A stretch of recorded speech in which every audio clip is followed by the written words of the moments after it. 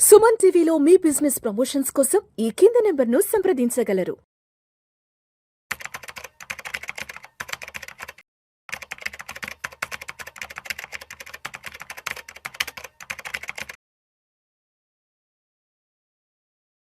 నమస్తే మాధవరెడ్డి గారు. నమస్తే అండి. మాధవరెడ్డి గారు, ఈ వీడియోలో కాస్త డీటెయిల్గా రిటైర్మెంట్ ప్లానింగ్ గురించి, అదేవిధంగా రిటైర్మెంట్ ఫండ్ గురించి కొంచెం డీటెయిల్గా మాట్లాడుకుందాం. ఎందుకంటే క్యాలిక్యులేషన్స్ కొంచెం కాంప్లికేటెడ్.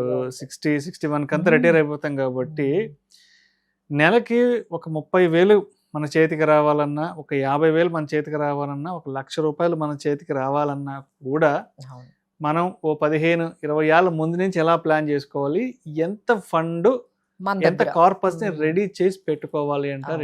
ఎందుకంటే రిటైర్మెంట్ తర్వాత మనకి మంత్లీ వచ్చే ఇన్కమ్ ఏదైతే ఉంటుందో అది almost half of the salary మనకి వస్తుంది. ఇప్పుడు ₹1,00,000 శాలరీ ఉంటుంది రిటైర్మెంట్ అప్పటికి. మనకి పెన్షన్ అమౌంట్ ఎంతో 30,000-40,000 ఎంతో వస్తుంది. ఈ 2004 తర్వాత ఎవరికి పెన్షన్స్ కూడా లేవు కదా. సో ఇప్పుడు జాబ్ చేస్తున్నప్పుడు ఉన్న లైఫ్ స్టైల్ మళ్ళీ రిటైర్మెంట్ తర్వాత మరి అటువంటి లైఫ్ స్టైల్ని కొనసాగించుకోవాలి అండ్ పిల్లల మీద ఎవరి మీద డిపెండ్ కాకూడదు అనుకున్నప్పుడు డెఫినెట్గా పేరెంట్స్ అనేవాళ్ళు ఎలా ప్లాన్ చేసుకోవాలి వాళ్ళ రిటైర్మెంట్ని? అవునండి, ఇక్కడ మనం 2 స్టాటిస్టిక్స్తో స్టార్ట్ చేయొచ్చండి. ఒక 2050 కల్లా ఆల్మోస్ట్ మన ఇండియన్ పాపులేషన్ 10% వరకు అబౌవ్ 60 years వాళ్ళే ఉంటారు. అంటే ఏజింగ్ అయిపోతూ ఉన్నారు. అంటే ఎక్కువగా పెద్దవాళ్ళు మనకి కనిపిస్తారు అనమాట. ఎందుకంటే ఇప్పుడు మనం యంగెస్ట్ పాపులేషన్. ఇక్కడ 2050కి వెళ్తే ఆల్మోస్ట్ పాపులేషన్ లో మనం కూడా ముసలి అయిపోతాం కదా, ఇంకో 10-20% మీకు వాళ్ళే కనిపిస్తారు. సో ఇది చాలా ఇంపార్టెంట్ అండి. అలానే మన దగ్గర 70-80% దగ్గర ఇప్పుడు మీరు ఏదైతే చెప్పారో ఆ ప్లానింగ్ లేదు. 70-80% Indians don't have retirement planning at all. ఎందుకంటే మన ఇండియన్స్ ఎక్కువగా ఆలోచించేది ఏంటి, ఇల్లు కట్టేసుకోవాలి, పిల్లల్ని బాగా చదివించాలి, ఇక్కడతోనే అయిపోతుందండి.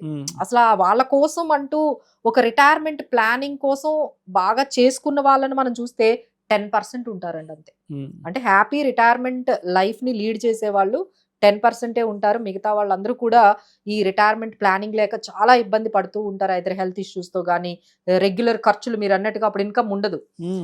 సో ఆ ఇన్కమ్ లేక పిల్లలు మీద ఆధారపడలేక చాలా ఇబ్బంది పడుతూ ఉన్నారండి. సో వాళ్ళకి ఏంటంటే ఇప్పటి నుంచే మనం కొంచెం గైడెన్స్ ఇస్తే, ఒక కార్పస్, ఒక టార్గెట్ అనేది మీరు మైండ్ లో పెట్టుకున్నట్లయితే మీకు చాలా క్లారిటీ వస్తుందండి. సో దీన్నే మనం రూల్ 4% అని కూడా అంటాం. దీనికి ఇంకొక పేరు ఉంది, but I will make it very simple గా చెప్పేస్తాను.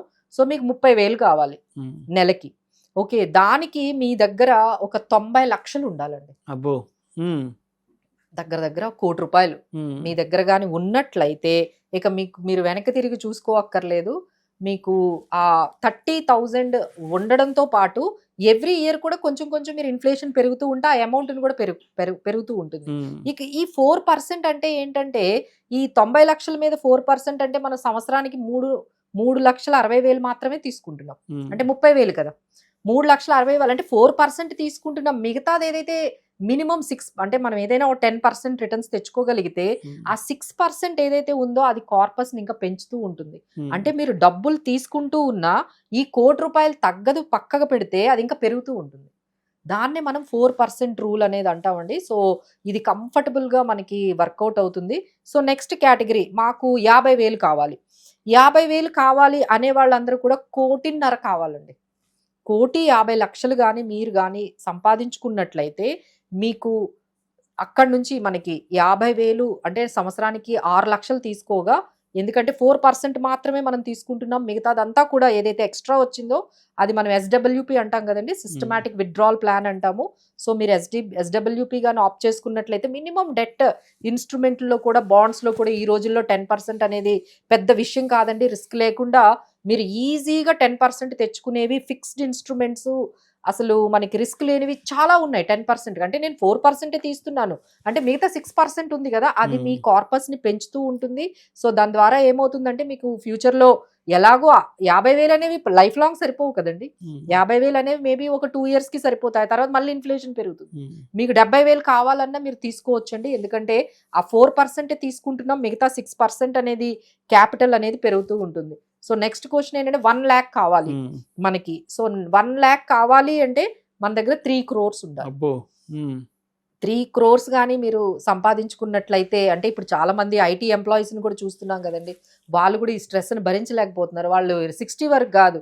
50కే అసలు ఫైర్ ఫైనాన్షియల్ 50కే మాకొద్దు మేడం. మీరు ఎంతో చెప్పేయండి. మేము ఆ అమౌంట్‌ని మేము ఏర్పాటు చేసుకుంటాము. మేము ఈ టెన్షన్స్ అయితే భరించలేకుండా ఉన్నాం అంటున్నారు. సో, వాళ్ళందరూ అయితే ఎవరైతే ప్రోగ్రామ్ చూస్తున్నారో, మీ దగ్గర గానీ 3 crores ఉంటే, మీ ఎక్స్‌పెండిచర్ 1 lakh ఉంటే హ్యాపీగా జాబ్ మానేయొచ్చు.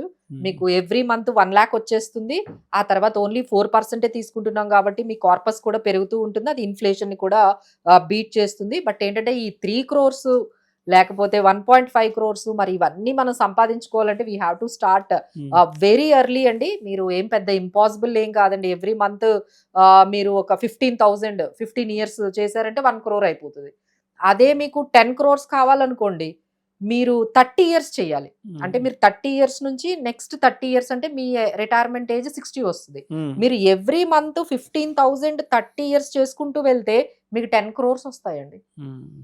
సో ఈజీ అండి. బట్ ఓన్లీ ఏంటంటే మీరు ఎర్లీగా స్టార్ట్ చేసేయాలి. మీరు 30 years ఉన్నప్పుడే మీరు 15,000 ఎస్ఐపి చేయడం మొదలు పెడితే మీరు 60 years వచ్చేటప్పుడు 10 కోట్లు ఉంటాయి కదండి. ఇట్స్ నాట్ సో టఫ్ అండి. ఇదేం పెద్ద ఇంపాసిబుల్ క్యాలిక్యులేషన్స్ ఏమీ కాదు. ఇదంతా కూడా ఏంటంటే కాంపౌండింగ్ దట్ ఈస్ పాసిబుల్. మీరు 30 yearsకి 30-40 yearsకే మీరు ఇలాంటివి మొదలు పెడుతూ ఉంటే ఈజీగా మనం అన్న ఈ 3 crores 5 crores 10 crores అసలు ఇంపాసిబుల్లే కాదండి. Thank you so much Madhavi Reddy గారు. సో రిటైర్మెంట్ ప్లానింగ్ అనేది ఎలా చేసుకోవాలి, అండ్ ఉద్యోగం అంటే రిటైర్మెంట్ నాటికంటే ముందే ఒక 20-30 ఏళ్ళ ముందు మనం రిటైర్మెంట్ ప్రణాళిక కనుక చేసుకుంటే రిటైర్మెంట్ తర్వాత మన లైఫ్ని ఎలాగా రాజు ఎలాగా దర్జాగా ఎలా లీడ్ చేయొచ్చు అని చాలా చక్కగా తెలియజేశారు. థ్యాంక్ యూ సో మచ్ అండి.